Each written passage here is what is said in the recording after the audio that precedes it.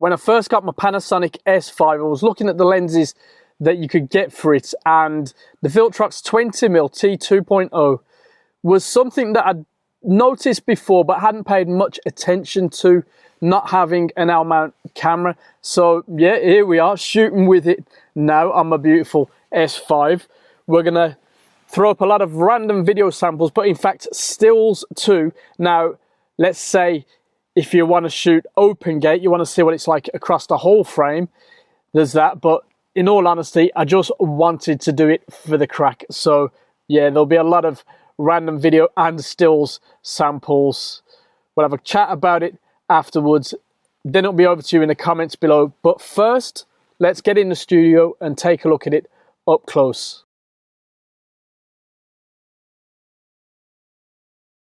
In the box, you get a soft bag, warranty card, manual, this filter adapter, which is kind of cool, the lens itself, of course, which comes with a protecting cap, and as you can see, it has a petal hood. Now it has an 82mm filter thread, but you do need to use this when you want to use your screw-in filters. It uses the Cine standard 0.8 mod 32 pitch. You've got a naturally declicked T2 to T16 aperture ring there. The manual focus from infinity to 24.99 centimeters. Minimum focus, very decent throw there. Solid build quality. This is brass metal and weighs 808 grams. So for 20mm, angle of view 94 degrees, decent. Now there's a lot of glass in here, 14 diaphragm blades, 12 elements in 9 groups, so we should get some very interesting wide shots and even close-up stuff. So yeah, let's put it to some random, very random tests and see if it's worth taking out into the real world. Let's crack on.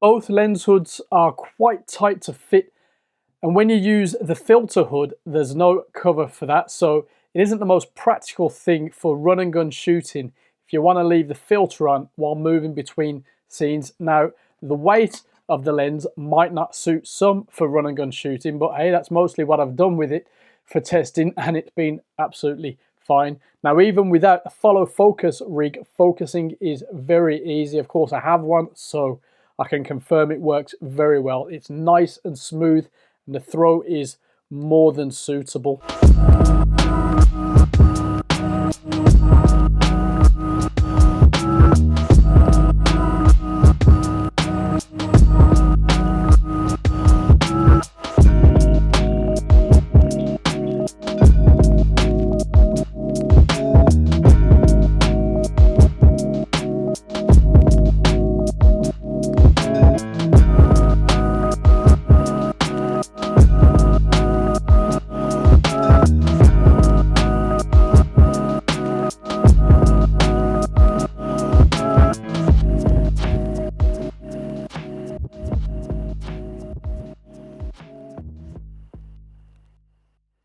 Center sharpness is very good, wide open. Corners are soft until about f5.6. Now, color rendering is pretty good. It's fairly accurate. If a little muted, the contrast could be better, but overall, nothing that you can't work with.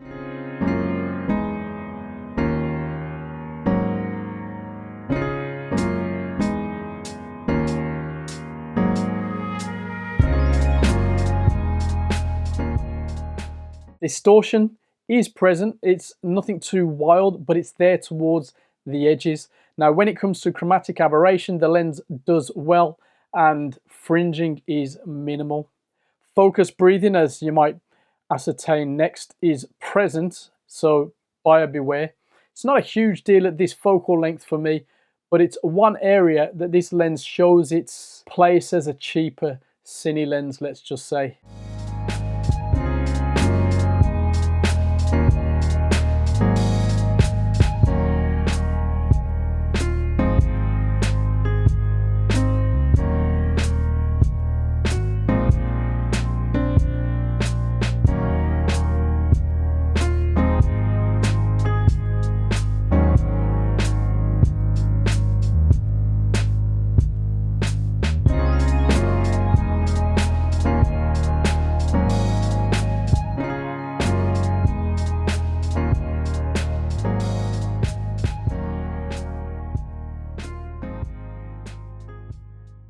Vignetting is present wide open, and it takes stopping down to around f8 to get rid of it completely. Flaring and ghosting are well handled, and you can get sun stars easily if you're into that kind of thing. Bokeh is decent. I'm happy enough with the out of focus areas, especially when you're getting close and shoot wide open. The lens performs well.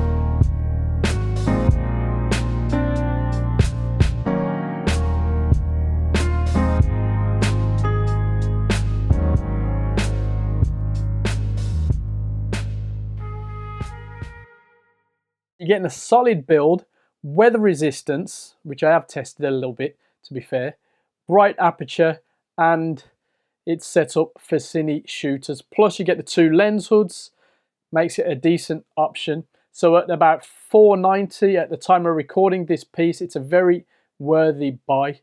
For L mount, there's no real alternative, and I think the lens was an excellent move for Viltrox, but what about you? Have you tried it? Let us know in the comments below, and I'll see you, well, very soon.